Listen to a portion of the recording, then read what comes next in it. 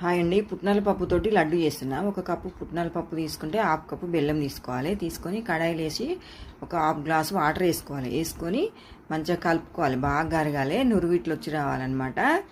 ఇట్లా ఒక స్పూన్ నెయ్యి వేసుకోవాలి. నెయ్యి వేసుకున్న తర్వాత పాకం వచ్చిందో లేదో చూసుకోవాలి.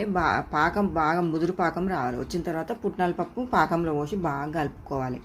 కలుపుకొని దించి ఎమ్మటే లడ్డు చేసుకోవాలన్నమాట. నెయ్యి అయినా నూనె అయినా చేతులకు రాసుకుంటే కొంచెం వేడి తలగదనమాట చేతులకు. ఇట్లా రౌండ్గా చేసుకోవాలి. చేసుకొని ఒక వెడల్పు ప్లేట్లో పెట్టుకోవాలి. ఆరేదాకా ఫ్యాన్ గాలికి.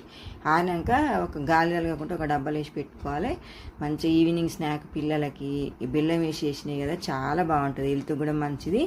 పిల్లలు రోజు ఒకటి తిన్నా చాలా మంచిది అనమాట. పల్లి పట్టి నువ్వు పట్టిలే కాకుండా కొంచెం ఇట్లా పుట్నాల పప్పుతో కూడా లడ్డు చేసుకొని తినొచ్చు అనమాట. ఓకే అండి, మీకు ఈ వీడియో కనుక నచ్చినట్టయితే లైక్ చేయండి, షేర్ చేయండి, సబ్స్క్రైబ్ చేయండి. ఓకే అండి, థ్యాంక్ యూ ఫర్ వాచింగ్.